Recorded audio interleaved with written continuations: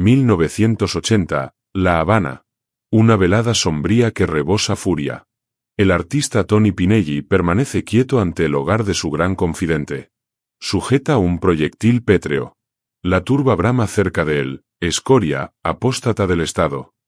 Tony comprende que debe arrojar ese objeto pues, de omitirlo, él será el próximo objetivo. Ese mismo instante, a leguas de allí, su progenitor Germán habita el set de filmación. Con ese gesto célebre que identifica a la nación, infunde vigor a la masa. El vástago apedrea a un colega en la vía. El padre ríe para la milicia en la señal. Ambos intentan subsistir, ¿más a qué costo? Acompáñame pues lo que voy a relatarte hoy no es meramente el currículo de un animador de pantallas. Es la crónica de un sujeto que fungió como el grito de multitudes, más que pereció en la mudez más densa. Es la odisea de Germán Pineggi, el rostro inicial que surgió en un monitor de vídeo en Cuba. El tipo que condujo las citas de Fidel Castro por 9 horas sin tregua, el que relató los hitos más cruciales de la gesta. Más también es el relato de un viejo que retornaba al hogar cada ocaso a observar los retratos de su prole en Florida, de un ente que festejaba ante el lente mientras por dentro se fracturaba. Prepara un trago, pues vamos a desglosar la paradoja más punzante de la Cuba castrista. La saga del hombre que fue el eco de todos, mas que no logró dialogar con los propios. Germán Pineggi surgió el 15 de diciembre de 1907 en la entraña de La Habana, en el cruce de Obispo y San Ignacio. Su padre era un mercader del norte con caudales. Su madre una europea instruida que cursó en el Gran Conservatorio de Madrid. Nota bien este dato. No tratamos con un infante que maduró en un solar marginal. Hablamos de un joven de la élite, formado entre textos, sinfonías puras y aromas galos. A los 6 periodos ya vocalizaba en el Coliseo Mayor con tono de tenor. El afamado Enrico Caruso lo percibió entonar en 1914 en el Centro Sevilla y afirmó que era incierto que a esa edad se poseyera una técnica tan innata. Mas aquí surge lo más lúgubre. El sino le guardaba una celada atroz. En plena pubertad, Germán padeció una dolencia de garganta que le arruinó los tejidos vocales. Esa potencia de lírico que iba a dominar los escenarios de Europa se esfumó por siempre. Lo que restó fue esa entonación peculiar, ruda, filosa, aunque increíblemente convincente que todo el archipiélago apreciaría luego. La patología que anuló su anhelo de ser intérprete sacro fue la propia que lo tornó en la sonoridad más célebre de Cuba. Camina en su piel por un instante. Piensa en extraviar tu dicción ideal y tener que subsistir con una voz quebrada. Ese constituyó el primer gran choque de Germán Pineggi. 28 de octubre de 1922. Pineggi cuenta apenas 15 años. La señal PWX realiza el estreno radial en directo desde el predio Campo Amor. Y allí reside él. Un púber con tono de ave cantando por las frecuencias de éter. Cuba acaba de hallar la radio hace 4 meses y Pineggi ya habita dentro. Examina esto conmigo. Este chico no era el común orador agraciado con registro de barítono. Era enjuto, torpe, con esa cadencia extraña. Mas residía algo en él. Un influjo, una lucidez, una dote de vincular con la masa que no se lograba instruir en ningún centro. Aquí ingresamos en la médula del tema. En los años 30 y 40, Germán Pineggi se tornó en un motor de hallar virtudes. Su espacio, el Tribunal del Arte, era el concurso de aquella era, más con estilo. Allí halló a Celia Cruz, a Rosita Fornés, a Elena Berg. Se afirma que Pineggi poseía un olfato casi místico para distinguir la aptitud. Relatan que lograba oír a un postulante emitir 3 notas y ya comprendía si resultaría astro o no. Mas lo que nadie te narra es que Pineggi era temido. No era un tutor amable. Era rígido, severo, a veces hosco con los que no lucían nivel. Existen relatos de sujetos que sufrieron en ese foro porque Pineggi los rebajó en directo. La duda tensa es, ¿por qué un sujeto que había padecido tanto por extraviar su propia dicción era tan inclemente con otros que estaban iniciando? Hay quienes sostienen que esa aspereza era su modo de drenar el pesar de no haber logrado ser el vocalista que deseaba ser. Párate un momento a meditar en esto. 15 de septiembre de 1947, zona de Marianao, La Habana. Son las 3 de la tarde. Germán Pineggi y el lente de Guayo arriban a captar una riña entre facciones y guardias venales. Lo que debía ser un plan de control se transforma en una carnicería. Plomo corta el viento, gente huye, alaridos, fluido en el suelo. Pinelli y Guayo se lanzan bajo un coche. Los proyectiles circulan sobre sus frentes. Y Pinelli, con el aparato en la mano vibrando, prosigue relatando en vivo. No con tono de prócer, con tono de hombre aterrado, pero informando. En este instante las ráfagas están pasando sobre nuestras testas. Mario Salavarría está cercado. La morada está en llamas. Esa emisión persistió horas. Cuando concluyó, Germán Pinelli era un ídolo del país. Mas aquí surge el dilema que quiebra todo. ¿Fue bravura o fue fijación al micrófono? ¿Por qué un sujeto sensato hubiera soltado el cable y hubiera escapado a cuidar su integridad? Pinelli no lo hizo. El dispositivo era más vital que su existencia. Y esa devoción insana al sonido, esa urgencia de ser la lengua que explica el entorno sería la propia que lo encerraría años después a habitar en Cuba cuando su estirpe se diluía. Aquí todo vira. 1 de enero de 1959, Fidel Castro ingresa invicto en La Habana. Los locales de CMQ, donde Pinelli laboraba, son tomados por la gestión. Se funda el ICRT. Gran parte de los socios de Pinelli toman equipaje y se marchan a Miami, a San Juan, a Madrid. Le brindan pagos en blanco para partir. Germán sostiene que no. ¿Por qué permaneció? Esta es la interrogante de mayor cuantía. Germán Pinelli Jr., su vástago, lo narró tiempo después. Mi padre jamás fue adepto doctrinario, mas fue un hombre cabal que juzgó que existía una opción de cura para la nación. Mas existe otra tesis más gris que circula en los grupos del destierro. Se dice que Pinelli se quedó porque le poseía pavor al descalabro. En Cuba era una deidad. En Miami resultaría un paria más, sin vínculos, sin mando, iniciando de nada a los 52 años. Mira bien esto, pues es base para entender toda la desdicha que arriba luego. Cuando Fidel asienta el mando, requiere validez, requiere que entes insignes del viejo orden le otorguen su venia.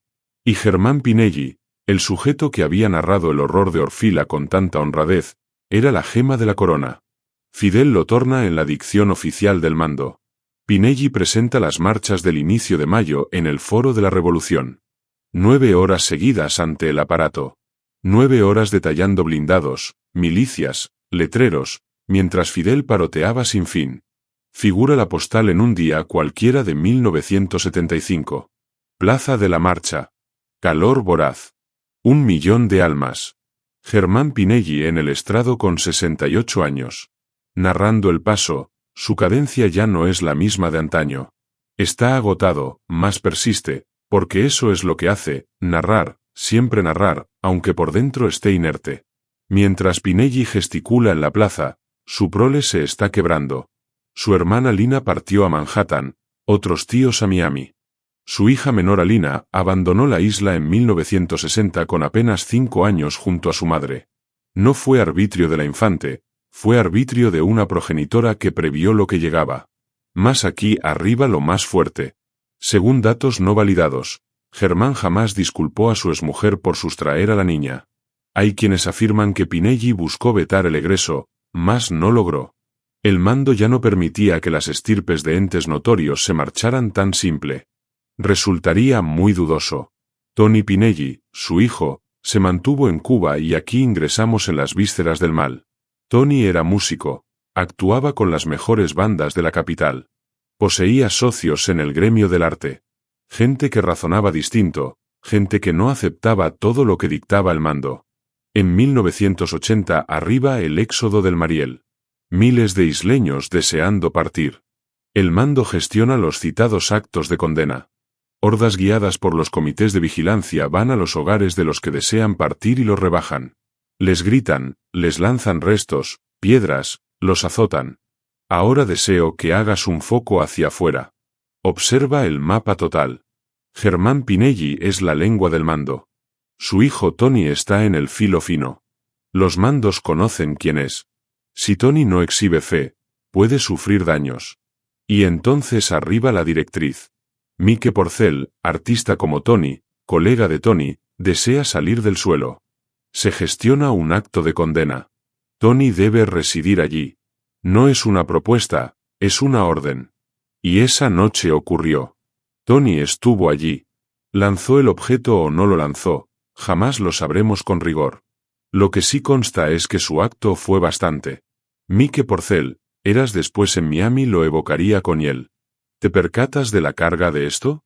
Mientras Tony padecía esa bajeza en la vía, forzado a negar a un amigo para salvar a su gente, su progenitor Germán seguía siendo la cara amable del mando.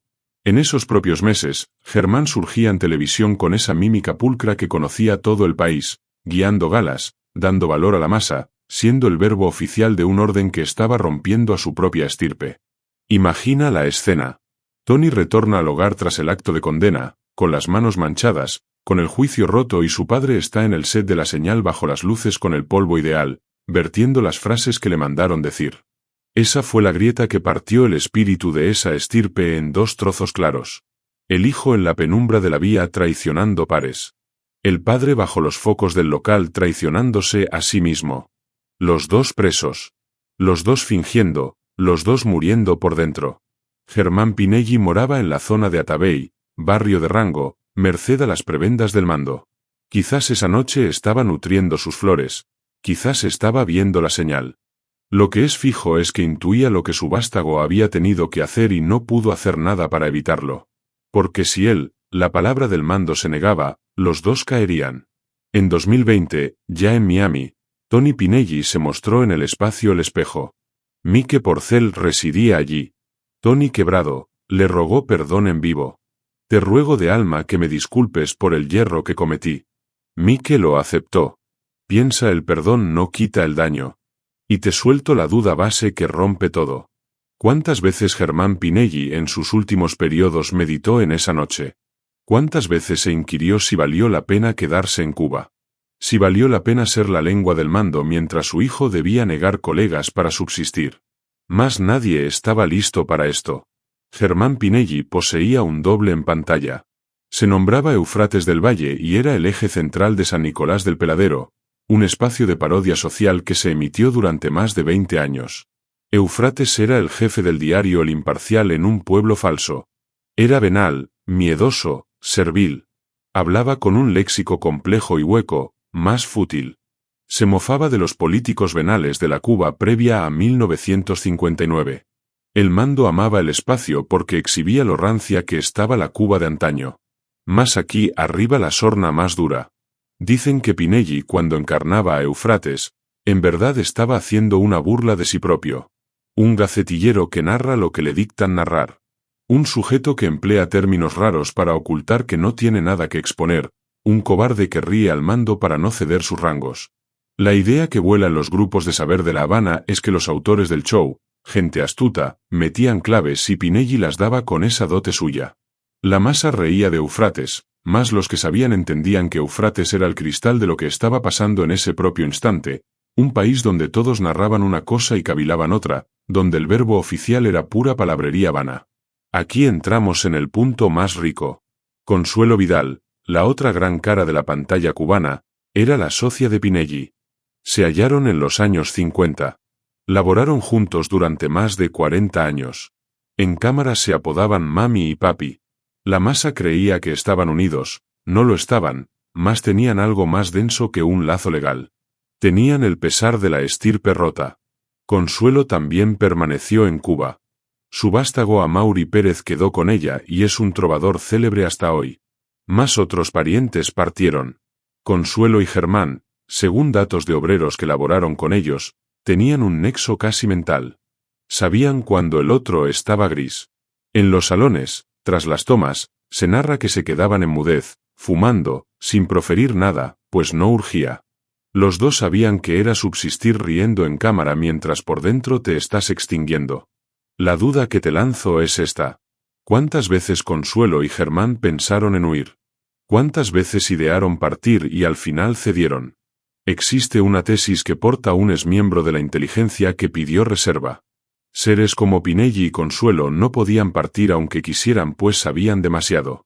Habían estado en todas las citas de peso. Habían oído datos íntimos de los jefes. Si se marchaban a Miami y hablaban, podían causar mucho mal. Por ello el mando los mimaba tanto. Salud de élite en el CIMEC, casas en zonas ricas, avales para viajar. Eran jaulas de oro.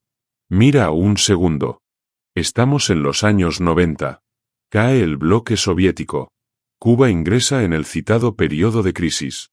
Cortes de 12 horas. Carestía. Gente ingiriendo restos de cítricos. Germán Pinelli cuenta 83 años. Ya no labora, está cesante. Mora en su hogar de Atabey con su vástago mayor Germán Jr., que jamás partió de Cuba. Josefa Bracero, una analista social, lo buscó en diciembre de 1994 para su natalicio 87. Lo halló en el balcón cuidando sus orquídeas.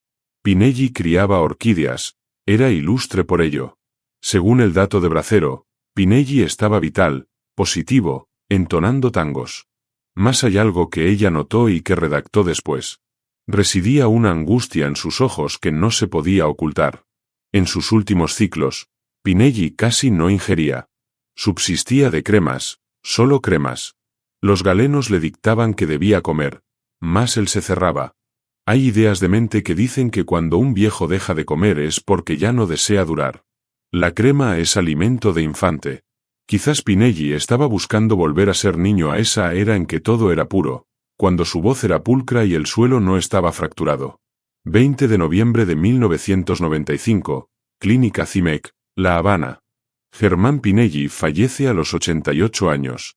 Su hijo Germán Jr. residía con él, mas Tony no logró arribar a tiempo. Estaba de viaje fuera de Cuba laborando. Los nexos de aire en aquella era eran escasos. Alina tampoco estaba. Ella moraba en Miami desde hacía lustros. Los nietos tampoco estaban esparcidos por el mapa. Imagina por un momento esa sala de hospital, los muros verdes, el aroma a cloro, el tic de las máquinas. Germán Pinelli, el sujeto cuyo eco llenó plazas, cuya voz relató la saga de Cuba durante 73 años, está postrado en una cama. Su voz, esa voz que era su ser, ya casi no brota. Dice cosas que nadie capta y se apaga. Como se apaga un equipo viejo, sin ruido, sin gesta, solo mudez. El entierro fue masivo, miles de almas en las vías. Cubavisión emitió en vivo. Fidel no acudió, mas envió un ramo. El diario Granma sacó una nota luctuosa de 2 hojas. Lo apodaron el más magno guía de la saga de Cuba. Lo llevaron al predio de Colón con honores de mando. Más aquí arriba lo más lúgubre. No hay datos de que Tony Pinelli lograra volver a tiempo para el entierro. Los nexos de aire entre Cuba y el resto del suelo en 1995 eran escasos. Es muy posible que Tony haya tenido que ver a su padre por última vez en un nicho. Y te lanzo la duda que nadie hace. ¿Crees que Germán Pinelli falleció en calma? ¿Crees que un hombre que pasó su vida total ante un sensor, siendo el eco de millones, pudo sanar el hecho de que cuando llegó su paso final, su propia estirpe no estaba unida a su lado? Lo que más me impacta de esta saga es que Germán Pinelli jamás fue socio del Partido Comunista, jamás se unió y eso narra mucho. Laboró para el orden, sí. Presentó a Fidel, sí, mas jamás dio el paso de unirse. Como si en el fondo, en algún sitio de su ser, intuyera que lo que estaba haciendo no estaba del todo bien. Hay un punto que casi nadie cita y que es cruel. En los años 80, cuando ya había actos de condena y estirpes rotas, Pinelli seguía dando San Nicolás del Peladero, seguía encarnando a Eufrates del Valle, ese ser miedoso y sagaz. La última toma fue en diciembre de 1983. Para entonces, Pinelli contaba 76 años. Y según datos de gente que estuvo en esas citas, Pinelli ya no reía. Hacía el ser de modo tosco como un robot, la llama se había ido.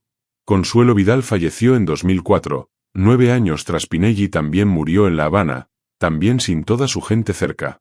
Y cuando murió, muchos isleños en Miami y en La Habana afirmaron lo mismo.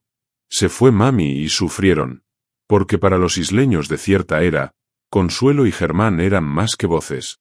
Eran los padres de un sueño de una nación que se quedó sola. Tony Pinelli partió a Miami en 2015, 20 años tras el deceso de su progenitor. Ya era un anciano y en Miami se volcó a hacer lo que no pudo en Cuba, narrar libremente de su padre. Charlas en América TV. Tony narra datos dulces.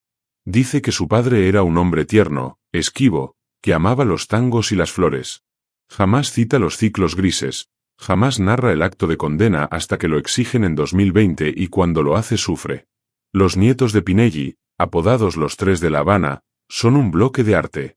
En 2007 partieron cruzando de Cancún a Tijuana y pidiendo cobijo en Estados Unidos, 12 años tras el deceso de su abuelo. En charlas dicen que el abuelo Germán vibraba cuando oía temas viejos, que era un sensible, que jamás hablaba de mando en casa. ¿Sabías esta cara de Germán Pinelli?